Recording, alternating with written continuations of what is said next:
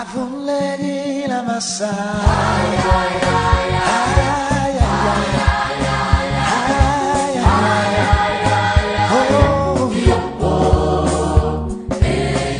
Ravi de vous savoir encore là, alors que cette autre édition de Tu dois comprendre commence.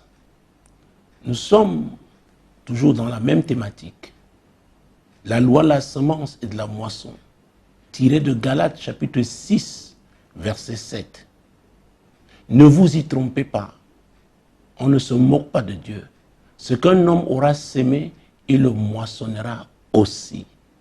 Ce qu'un homme, ce qu'un jeune homme, ce qu'une femme, ce qu'une fille aura sémé, elle le moissonnera aussi. Galates chapitre 6, verset 7. Nous allons commencer avec un exemple. L'exemple d'un jeune homme, sa vie, les décisions qu'il a prises et ce que Dieu a pensé de lui. Luc chapitre 15. Luc chapitre 15. Nous avons eu à le dire ici, chaque acte qu'on pose a sa conséquence. Chaque décision qu'on prend est une semence. Donc Luc chapitre 15, l'évangile de Luc, ouvrez vos Bibles avec nous ici en studio. Si vous n'avez pas de Bible, notez ces passages bibliques, vous pourrez les méditer après. Luc chapitre 15, versets 11 à 14. Il dit encore, un homme avait 2 fils. Le plus jeune dit à son père, « Mon père, donne-moi la part de bien qui doit me revenir. » Et le père leur partagea son bien. Voilà la décision que le plus jeune prend. Il demande à son père de lui donner sa part d'héritage. Il veut gérer ses biens. Verset 13. Peu de jours après, le plus jeune fils, ayant tout ramassé, partit pour un pays éloigné, où il dissipa son bien en vivant dans la débauche. Voilà encore une autre décision. Il décide de partir avec tous ses biens. Je quitte mon village, je quitte ma ville, je quitte ma communauté. Je vais m'établir ailleurs. Est-ce que c'était pour commencer une affaire? Est-ce que c'était pour un investissement? La Bible dit qu'arrivé dans ce pays-là, il prit aussi une décision. C'est la 3e. Il décida de vivre dans la débauche. Il mena une vie de débauche. Tout acte qu'on pose a des conséquences. Oui, madame, oui, messieurs. Vous pouvez ne pas voir les conséquences tout de suite, mais rassurez-vous, parce que cette loi est divine. Elle s'appliquera. Verset 14. Lorsqu'il eut tout dépensé, une grande famine survint dans ce pays et il commença à se trouver dans le besoin. Vous savez, le diable sait manipuler, tromper, séduire les gens. Il croyait que son argent là, n'est-ce pas, ne pouvait pas finir. Il dépensait dans la débauche. C'est comme ceux qui sont adonnés au jeu de hasard. Ils croient toujours qu'ils vont gagner. Ils croient toujours, quelquefois ils ont des petits gains. Oui, ils réalisent des petits gains, mais ils sont liés. Et pour ceux que j'ai connus, ils ont mal fini. Mesdames, messieurs, je veux croire que quelqu'un sera délivré pendant cette édition, qu'il prendra une décision qui va annuler la première, une décision qui va changer sa vie. Et dans ce cas-ci, les jeunes gens sont particulièrement interpellés. Il avait sa force, il avait sa jeunesse, mais sa force, son argent, ses biens, il les a dilapidés en vivant dans la débauche. Et comme le diable aveugle les gens, après avoir tout dépensé, c'est là où il réalisa, oui, qu'il était dans les problèmes. Et il y eut une famine. Pas seulement une famine, la Bible parle d'une grande famine. D'une grande famine dans ce pays-là. Oh mon Dieu, mon roi. Il prendra une autre décision. Nous sommes au verset 15. Il alla se mettre au service d'un des habitants du pays qu'il envoya dans ses champs garder les pourceaux. Voilà celui qui au départ était un patron parce qu'il avait ses biens. Il avait ses biens. À peu près comme Lot, lorsqu'il quitta, n'est-ce pas, son oncle Abraham. Il avait beaucoup de biens. Le tout n'est pas d'avoir des biens. Il faut avoir la capacité de les gérer.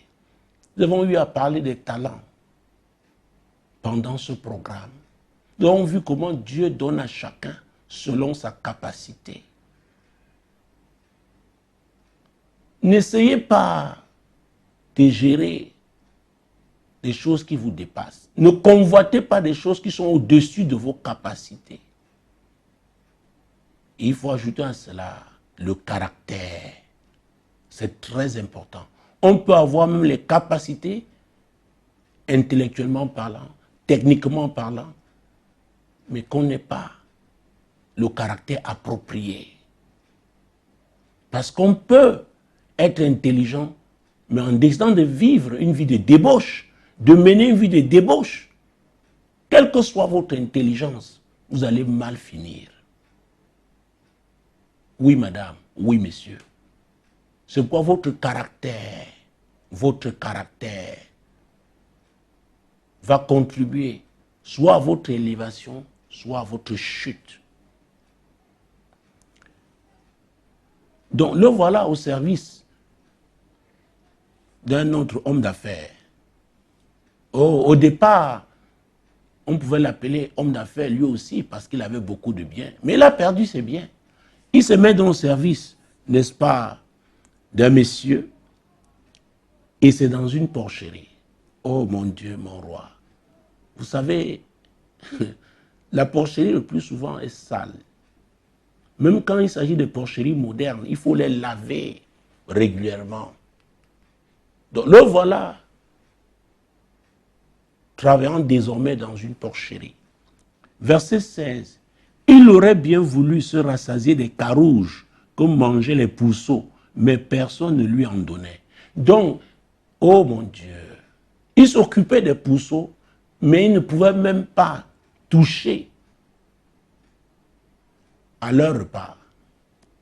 Il s'agit des carouges. Voilà quelqu'un qui était bien chez son père. Quelqu'un qui a pris sa part d'héritage, s'en est allé. Voilà ce qui lui est arrivé à cause des décisions qu'il a prises. Mesdames, Messieurs, nous devons bien réfléchir. Notre Seigneur, dans Luc toujours, mais là au chapitre 14, verset 28, il nous conseille de calculer. Avant de commencer un projet, il faut s'asseoir.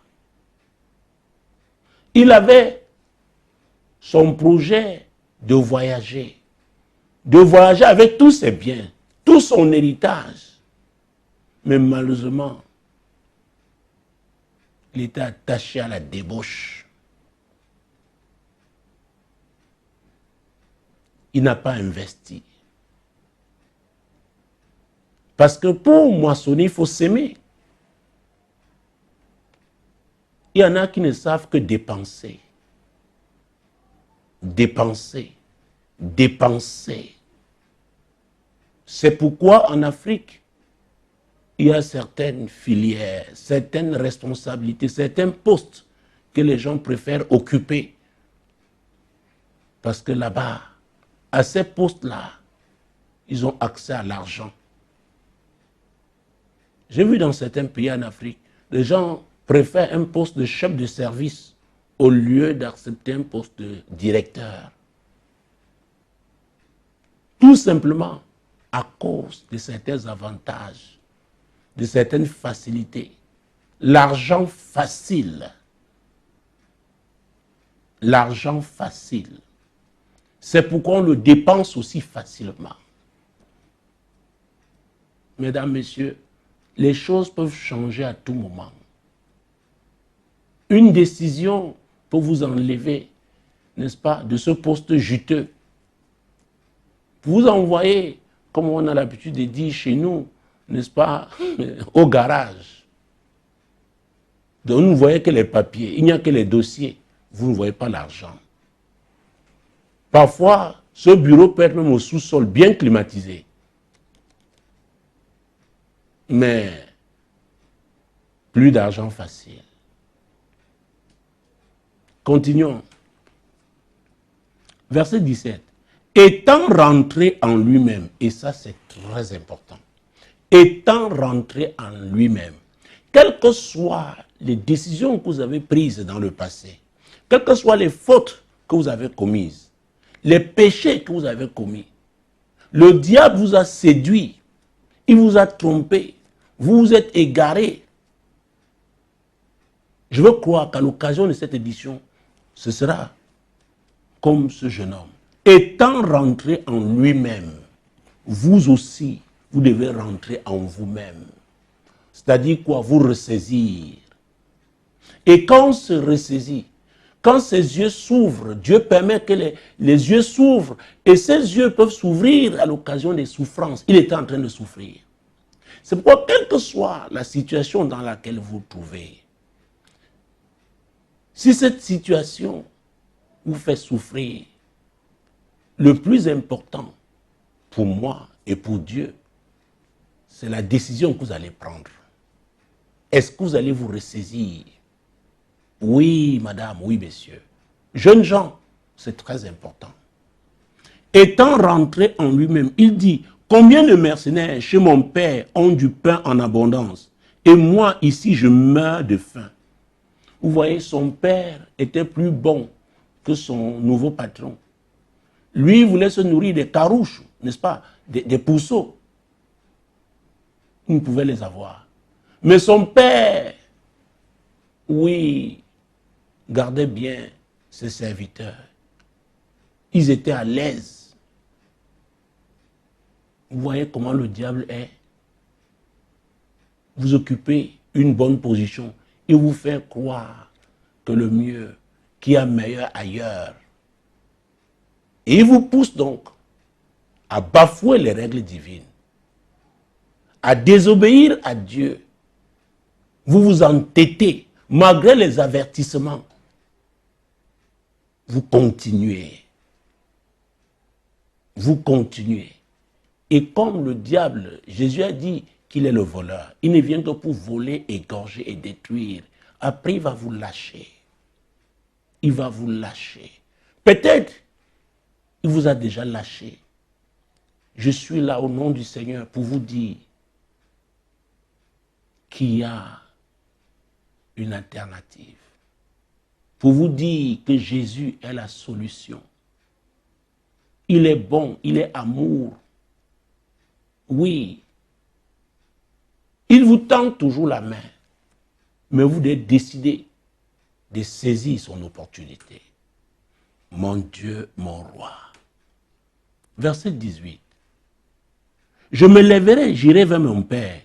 Je lui dirai, mon père, j'ai péché contre le ciel et contre toi. Donc il a d'abord pensé. C'est très important. Il dit, je me lèverai. Donc il s'est assis. Il a réfléchi. Il a médité. Il a pris une décision. Alors il y a des gens qui prennent des décisions mais ne passent pas à l'acte. Ne passent pas à la pratique. Ne concrétisent pas leurs décisions. Lisons la suite. Verset 19. Je ne suis plus digne d'être appelé ton fils. Traite-moi comme l'un de tes mercenaires. Voilà la décision qu'il a prise. Verset 20. Et c'est très important. Mon Dieu, mon roi. Et il se leva et alla vers son père. Il y a des gens qui vivent toujours dans l'ajournement. Ils prennent de bonnes décisions, mais ajournent toujours. Ajournent toujours. Il est temps, madame, il est temps, monsieur. Si cette décision honore Dieu, oui,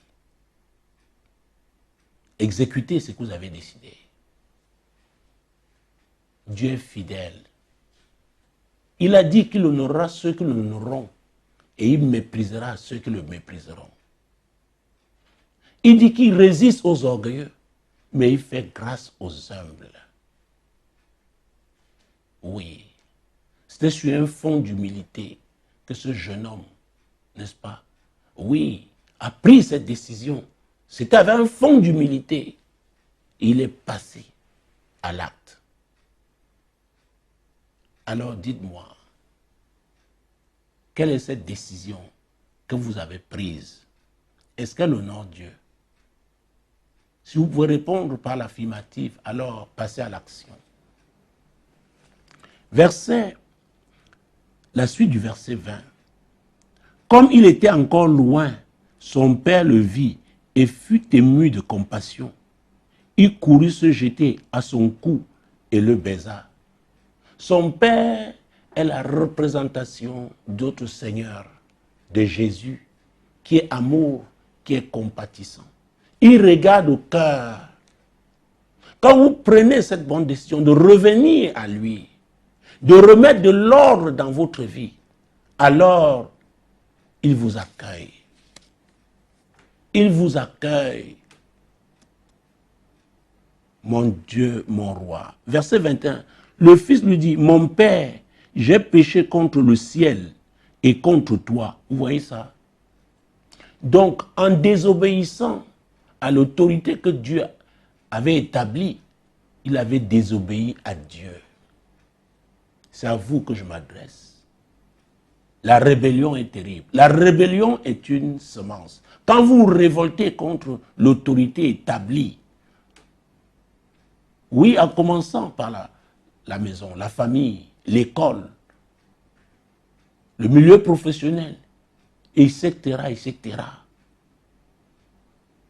Sachez que vous êtes rebellés. C'est contre Dieu que vous êtes révoltés. Oui. Verset 22. Mais le père dit à ses serviteurs, apportez vite la plus belle robe et l'en revêtez. Mettez-lui un anneau au doigt et des souliers aux pieds. Voilà le processus de restauration. La Bible déclare dans Abdias 17, le salut sera dans la maison de Sion. La maison de Jacob sera sainte et elle retrouvera ses possessions, les possessions perdues. La maison de Sion, c'est l'église. L'église, pas comme un bâtiment. L'église, qui est l'église? C'est l'ensemble des croyants, de la nouvelle naissance, oui, qui marche sous la conduite du Saint-Esprit. Et nous savons que le Saint-Esprit est l'esprit de vérité. Le Saint-Esprit est l'esprit d'humilité. Le Saint-Esprit vous conduira toujours à l'obéissance. Oui, l'obéissance à la parole de Dieu. Voilà l'accueil qui lui fut réservé. Verset 23. Amenez le veau gras et tuez-le. Mangeons et réjouissons-nous, car mon fils que voici était mort et il est revenu à la vie. Il était perdu et il est retrouvé. Et ils commençaient à se réjouir. Vous voyez, chaque fois qu'on décide d'abandonner la voie du péché pour retourner à Dieu, Dieu est dans la joie. Il est dans la joie. C'est une bonne semence. C'est une bonne semence. Je ne sais pas comment vous vous êtes éloigné de Dieu. Mais Dieu va encore vous donner une opportunité au travers de cette édition de Tu dois comprendre. Oui, madame, oui, messieurs. Vous savez, dans Matthieu chapitre 7, nous avons parlé de la séduction tout à l'heure du diable. Matthieu chapitre 7, versets 13 et 14. Matthieu 7, versets 13 et 14. Entrez par la porte étroite. Oh, entrez par la porte étroite. Car large est la porte, spacieux est le chemin qui mène à la perdition. Et il y en a beaucoup qui entrent par là, la majorité. Donc, cette majorité prend des décisions qui conduisent à leur perdition. Voilà les conséquences de leurs décisions. Mais le Seigneur dit, mais étroite est la porte, resserrez le chemin qui mène à la vie. Le chemin qui mène à la vie. L'enfant prodigue, ce jeune homme, avait choisi la voie de la débauche. Et beaucoup aujourd'hui, beaucoup ont choisi cette voie-là. Cela veut dire quoi? Le royaume de Dieu est sélectif. Qu'on ne vous trompe pas. Qu'on ne vous trompe pas. Il y a un choix à faire. Un choix de vie à faire. Une vie conforme à la parole de Dieu.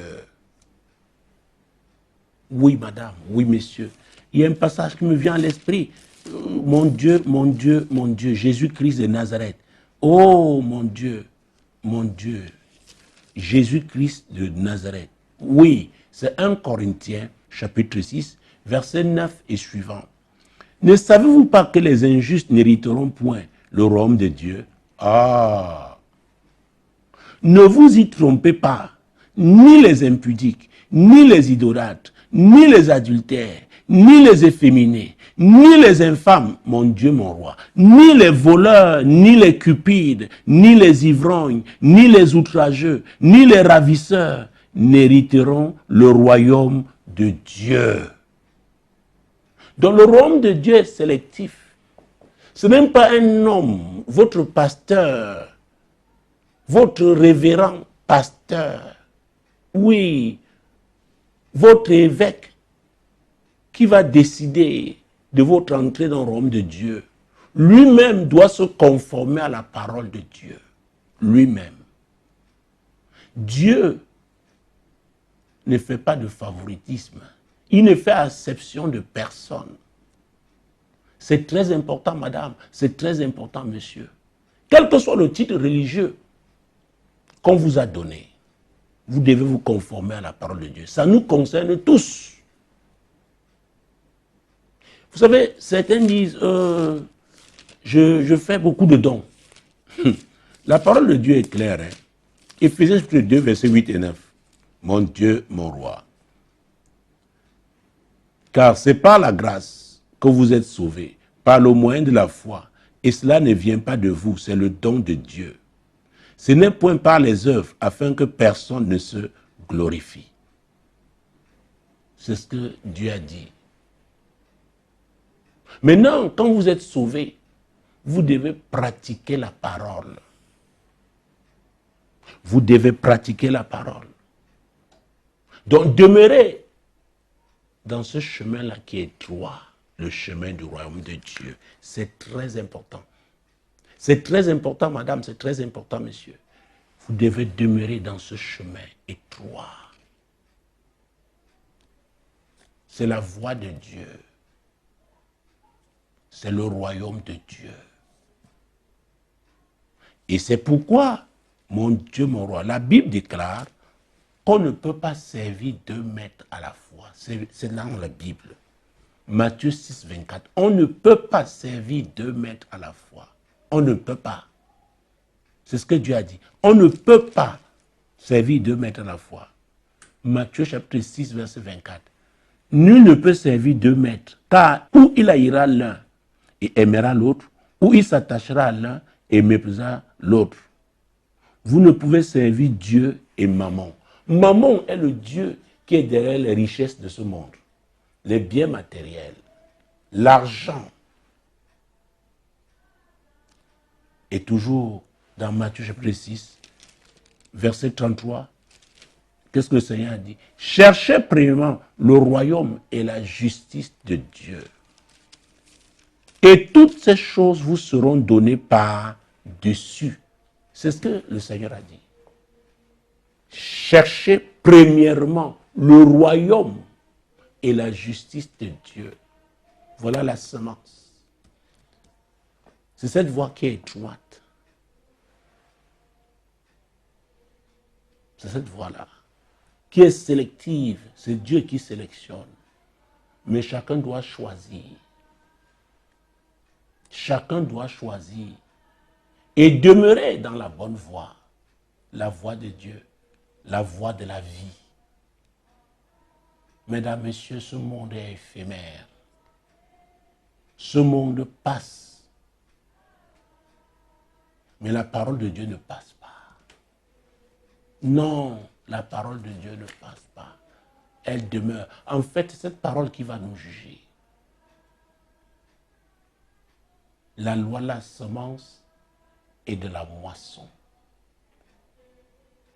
Dieu nous parle encore de décision. Qui est le maître de votre vie? Il y en a qui sont mariés à leur carrière professionnelle. Il y en a qui sont mariés à l'argent. Il y en a qui sont mariés à la gloire de ce monde. N'avez-vous pas lu l'histoire de Salomon,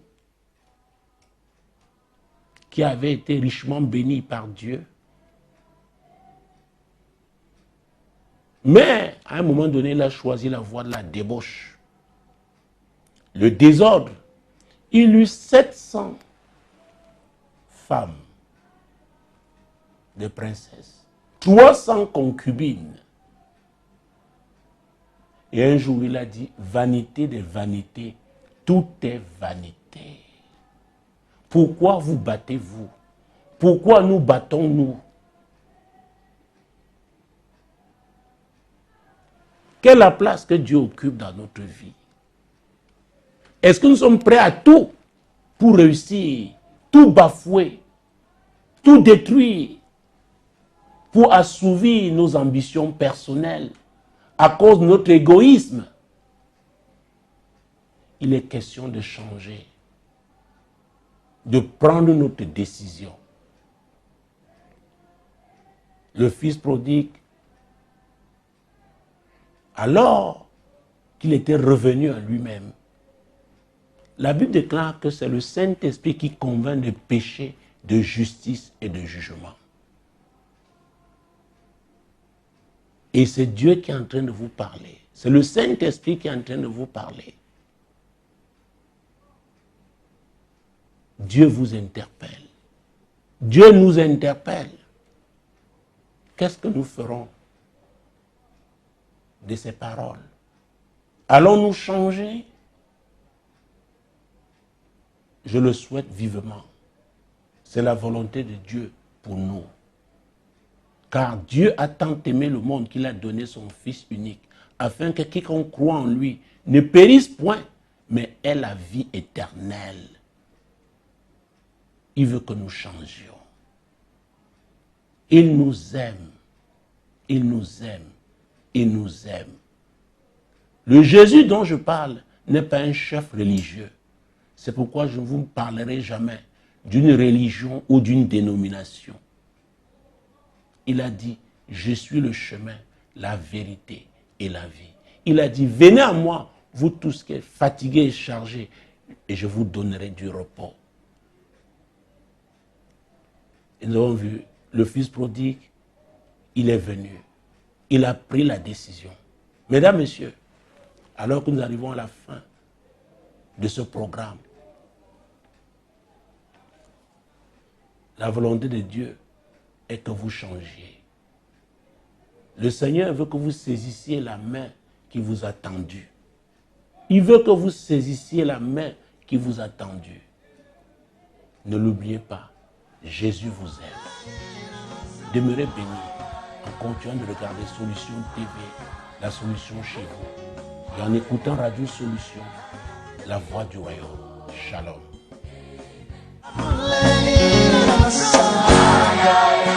Oh